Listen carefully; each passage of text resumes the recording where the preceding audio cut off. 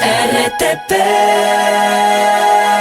Manuel Camino González Vides, máster en Ciencias de la Política de la Universidad. ¿De cuál universidad? De Salamanca. De Salamanca, hombre, bienvenido. ¿Cómo usted analiza los últimos ataques y también las amenazas que se han hecho en medio de este conflicto bélico?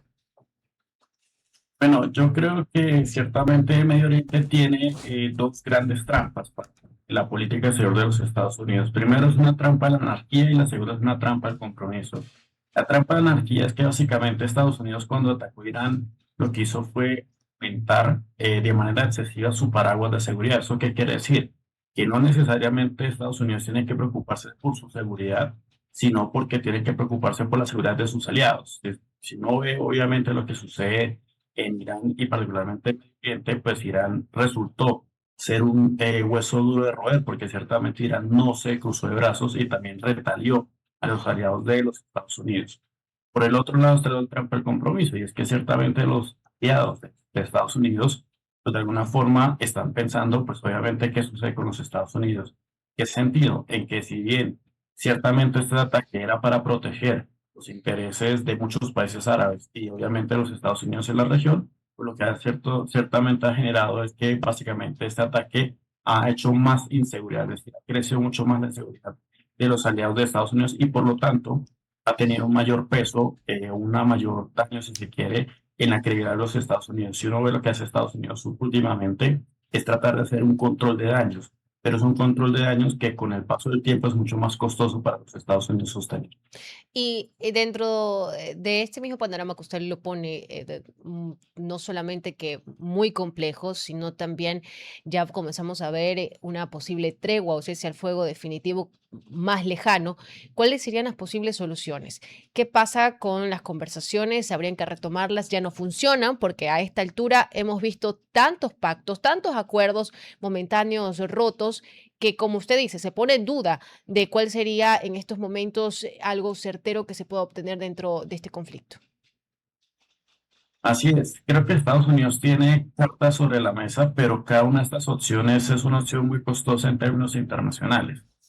Si ustedes notan, cada cierto tiempo Donald Trump lo que hace es voy a atacar, voy a eliminar básicamente a Irán del escenario internacional, pero si ustedes notan este tipo de acciones son acciones muy costosas, no solamente a nivel de los aliados, sino también a nivel del sistema internacional.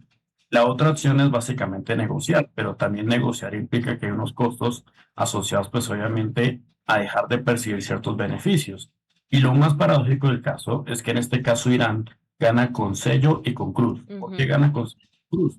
Porque básicamente gana en el sentido de que efectivamente si sigue siendo atacado, pues obviamente Estados Unidos va a tener que seguir ampliando ese paraguas de seguridad porque Irán va a seguir atacando a sus aliados y va a quedar mucha más inseguridad en el vecindario árabe. Pero gana también con cruz porque ciertamente al mantener el estrecho de Hormuz pues, obviamente cerrado, pues los Estados Unidos pierden, no solamente de manera interna por la cuestión de la inflación, sino porque incluso a nivel internacional pierde su credibilidad. Mire, Entonces, lo más paradójico del ataque a los Estados Unidos es que si bien toda esa fuerza descomunal en términos militares que ha generado contra Irán, pues obviamente lo que ha generado es un efecto totalmente inverso, un efecto totalmente paradójico y es que ciertamente está minando su capacidad obviamente de llegar a un acuerdo.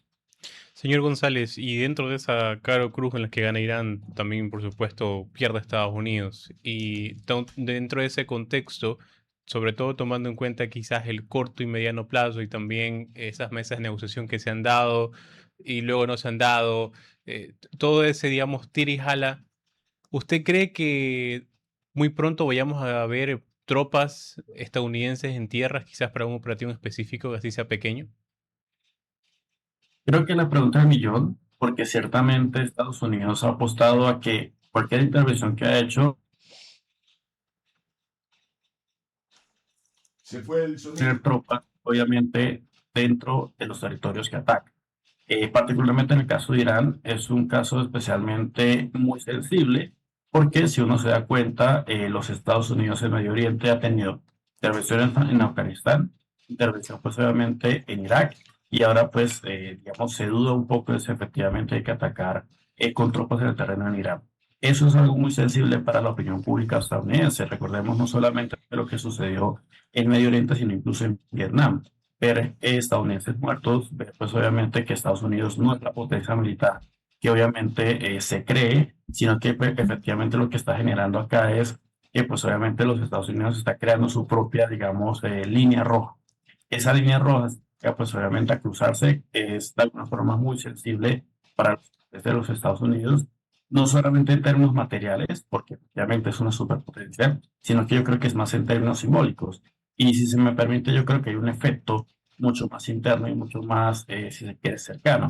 Y es que en el caso de Donald Trump, al prometer que efectivamente no habría tropas en el terreno, pues obviamente está rompiendo su promesa de campaña electoral, y es que efectivamente no iba a haber guerras eternas. Entonces, en ese punto, eso lo puede estar afectando de cara a las midterms, es decir, a las elecciones de medio término de noviembre de este año.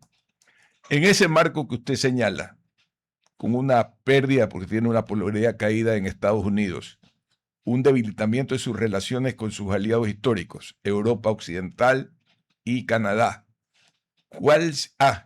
y un fortalecimiento de China a través de la diplomacia comercial con todos esos países, porque no ha habido primer ministro europeo que no haya visitado China los últimos 360 días, es decir, han hecho una penetración comercial y cultural profunda.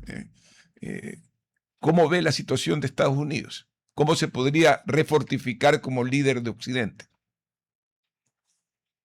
Creo que esencialmente el hecho de que Estados Unidos haya basado su política exterior en una frase que es la paz a través de la fuerza, ciertamente se le está revirtiendo un poco en términos simbólicos y pues obviamente en términos económicos. Eso pues obviamente tiene, digamos, una suerte como de, digamos, de traslado un poco de los beneficios a su rival, que en este caso es China. China, de manera muy simbólica, siempre está tratando obviamente de buscar la diplomacia y de alguna forma, digamos, este tipo de mediaciones son muy bien vistas en el sistema internacional. Por eso vemos un poco cómo, y como lo mencionas, cómo líderes de Europa y de Asia incluso pues se acercan a China para buscar pues obviamente esa mediación para que efectivamente este tipo de acciones, particularmente en el estrecho de Hormuz, pues obviamente no tengan implicaciones económicas. Y efectivamente está la cuestión económica. ¿Podría necesariamente... ¿Podría la Europa comunitaria tomar el liderazgo de Estados Unidos ahora que el mismo Estados Unidos ha obligado a armarse a los europeos y comienzan a invertir y comienzan a fabricar ellos mismos sus armamentos? De hecho, es una de las consecuencias. Adelante, puede repetir que no lo escuchamos. ¿Aló? ¿Me escucha? Sí, de hecho es una de las consecuencias inadvertidas en términos geopolíticos, y es que efectivamente tenemos que Estados Unidos, de manera paradójica, está lanzando a sus aliados históricos a su rival, digamos, de patio, que en este caso es China. No solamente en términos militares, sino que es en términos económicos. Por eso vemos cómo cada vez de Europa, cada vez países de África, incluso de América Latina, tienen, digamos, estos lazos mucho más cercanos con China, porque ciertamente no ven a Estados Unidos un socio fiable, un socio que a cada vez está colocando aranceles a diestra y siniestra. Entonces, eso en los negocios, como se diría en El Padrino, pues obviamente la incertidumbre no es buena para ello. Entonces, eso está generando que esta política exterior de solamente utilizar la fuerza esté, pues obviamente, lanzando a estos aliados del lado de China y pues obviamente alejándonos de los Estados Unidos como socio confiable en el sistema internacional. Estimado Manuel, y mire, con todo lo que usted ha dicho, sí quisiera preguntarle qué tanto de los objetivos que se propuso Estados Unidos en contra de Irán se ha cumplido. En materia, por ejemplo, de... Bueno, creo que el único... No, sí, siga. Bueno, lo único que... Gracias.